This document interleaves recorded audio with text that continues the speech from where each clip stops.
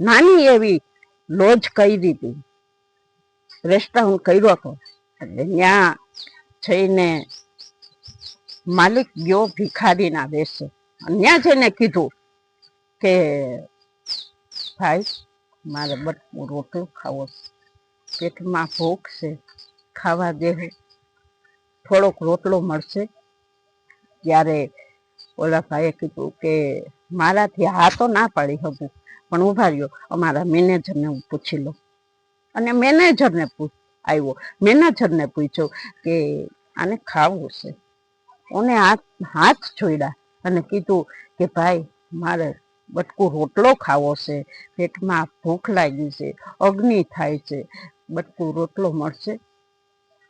ત્યારે એ સુપરવાઇઝર બોલે છે કે ભાઈ તમે જરીક અહીંયા ઓટલા ઉપર બેસો, હું આખરી જ આ બધા જમી લે ને પછી તમને જમવા દો હો, ત્યાં લગી શાંતિથી બેસો.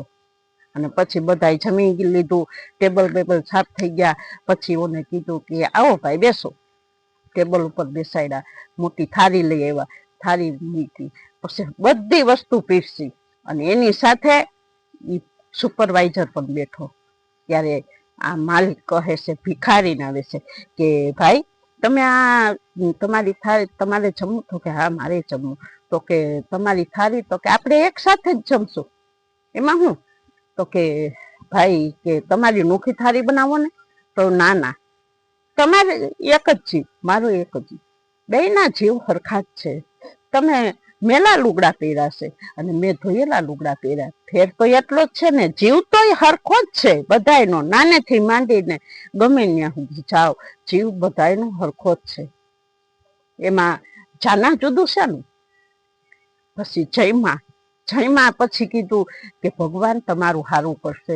એ કે ભાઈ મારી પરિસ્થિતિ આવી જ હતી, મારી આ જ પોઝિશન હતી, છતાં હું હિંમત નહોતો હાર્યો. તમે પણ હિંમત હારતા નહીં, કારણ કે ભગવાન બધાયનું સારું કરે, ભગવાન બધાયનો છે, ભગવાન કોઈનો નથી એમ નહીં, ભગવાન બધાયનો જ છે. માટે ધીરજ રાખજો. અમારા શેઠ બહુ દયાળુ છે, બહુ દાતાર છે. મને રાખી લીધો અહીંયા કામમાં અને મને સુપરવાઇઝર કરી દીધો. એટલે કૃપા તો ભગવાન કરતાય અમારા શેઠની છે. અને અમારા શેઠ પણ એવા દયાળુ છે. પણ ભગવાન જાણે હું થયું કે એને બિચારાવને કેન્સર થયું, પણ હવે એનો તો ઉપાય છે જ નહીં. પણ છતાંય અમને એમ થાય કે અમારે જો સમય મળે ને તો અમે પણ એની સેવા કરીએ, કારણ કે અમે મારી આવી જ હાલત હતી તમારી જેવી. એટલે ભાઈ કોઈ જાતનું ઓછું ના લઈ આવતા અને હિંમત ના હારતા, ભગવાન હંધુય સારું કરશે હો. અને પછી એ શેઠને એમ થઈ ગયું કે ના, આ બધાય છે એના કરતા જેટલી મિલકત છે એટલી મારે આને દઈ દેવી છે. પછી ઘરે જઈ એના મિત્રને બોલાવ્યો, દોસ્તારને બોલાવીને કીધું કે મારી 60 રેસ્ટોરન્ટ છે, છતાં મને કોઈ આવકાર ના દીધો, પણ એક માણસે મારી કિંમત કરી. કારણ કે જે એની પરિસ્થિતિ નબળી હતી ત્યારે મેં એને મારી દુકાનમાં રાખ્યો, મારી ઓફિસમાં રાખ્યો, મેં એને ધંધે લગાડ્યો ને મેનેજર પણ કરી દીધો. અને મને એને આવકાર દીધો, મને જમાડ્યો, મારી સાથે જમ્યો. એટલે મારે જેટલી મિલકત છે એટલી મારે એના નામની કરી દેવી છે, અને આ બધાને રજા મારે દઈ દેવી છે. તો કે હા. પછી કે આ એમ કરો, એ કે હવે શું કરવું? તો કે હવે ઘરે જઈને ફોન કરો. પછી ઘરે જઈ એને ફોન કર્યો કે તમે ત્યાંથી નવરા થાવ એટલે સવારમાં તમે પહેલા તો અહીંયા આવજો મારી પાસે બધાય. તો કે હા કાંઈ વાંધો નહીં સાહેબ, અમે ત્યાં આવી જાઉં. અને પછી સવારમાં બધા આવ્યા છે, મેનેજર આવ્યા, પહેલેથી છેલ્લા લગીના જેટલા એમાં દુકાનમાં હોટલમાં કામ કરતા હતા ને એટલે હોટલમાં બધા આવ્યા. અને પોતે તો શીખવા વેશ હતો પહેરીને આવ્યા. પછી બધાને કીધું કે જેટલા સુવો ને એટલા બધાએ મને ઓળખો, હું કોણ છું? તો કે નહીં, અમે તો ઓળખતા નથી તમને. તો કે હું આ માલિક છું આ હોટલોનો. આ બધી જેટલી 60 હોટલ છે એ મારી જ છે. હું તમારી પાસે આવ્યો પણ છતાં તમે મને જાકારો દઈને કાઢ્યો, આમ ધક્કા મારીને કાઢ્યો. મને પછડાટી લાગી, હું પડી ગયો, કોઈ ઊભો ના કર્યો. એટલે હવે આજથી હું તમને બધાને રજા દઉં છું કે હવે મારે તમારું કાંઈ કામ નથી, તમે જવા દો, આ તમારો હિસાબ ના તમારું હતું, આ જવા દો. અને પછી ઓલો મેનેજર હતો એને એમ કીધું કે આ તારા નામનું હું તને સહી કરી દઉં છું, આ બધી મિલકત તારી, જેટલી રેસ્ટોરન્ટ છે એટલી બધી તારી મિલકત, અને તું આનંદ કરીશ. પછી બધાને એમ થઈ ગયું કે ઓહો આપણે મોટી ભૂલ, બાપુ સાહેબ મારી ભૂલ થઈ ગઈ, માફ માફ કરો. નહીં, હવે જોતા જ નથી, જવા દો.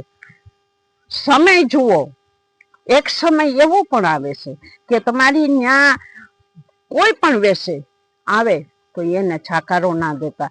કેના થકે આપણે આગળ છીએ ને કેના થકે આપણે ઉજળા છીએ આપણને ખબર છે, છતાં આપણને ખબર છે કે આપણે એના થકી ઉજળા છીએ, છતાં એને છાકારો દઈ દઈ.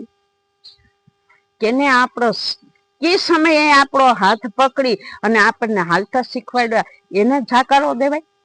કોઈ દી ના દેવાય. એટલે જ કહું છું કે જીવનની અંદર જીવતા શીખો ને તો આવી રીતે જીવો કે આપણને એક ફેરી કાંટો વાગ્યો હોય અને એને કાંટો કોઈએ કાઢી દીધો હોય ને એવો કોઈ દિવસ ગણ ના ભૂલાય. જીવનની અંદર એવું જો જેવી અને એવું જાણો અને એવું વિચારીને હાલો ને તો કોઈ દી તમે દુઃખી નહીં થાવ. જીવનની અંદર હંમેશને માટે આનંદ કિલોર કરતા રહેજો. આવી રીતના આ સમયની અંદર આવા પણ કિસ્સા બને છે અને આવા પણ માણસો છે તમારી પાસે હોય ત્યાં લગી આવે છે અને ના હોય એટલે બધા છેટા હટી જાય છે. એટલા માટે કહું છું કે મારા કોણ છે અને પારકા કોણ છે. પારકા હોય એ આપણા બની જાય છે ને આપણા હોય ને એ તો હંમેશને માટે વાહેથી ધક્કો મારે. અરે વાહેથી હું મળથી પણ સરિયું બતાવીને લઈ લે છે. આ સમય એવો છે તો જીવવું હોય તો આ સમય જીવાય એવું છે ને જીવી જવાય એવું છે ને આનંદ માણી હગાય એવું છે, પણ કેવી રીતે કે તમે હાવ નોર્મલ થઈ જાઓ, જીભની જેમ ગમે એની કોર ભરી જવાય, લાકડાની જેમ કડક થઈને રહ્યો ને તો તમે ભાંગો તો કોક કુવાડા લઈને ભાંગી નાખે આપણને, પણ જીભની જેમ ભરી જાવ ને તો તમે આનંદ કરતા રહો. આ મારો વિડીયો જોજો. જય સિયારામ.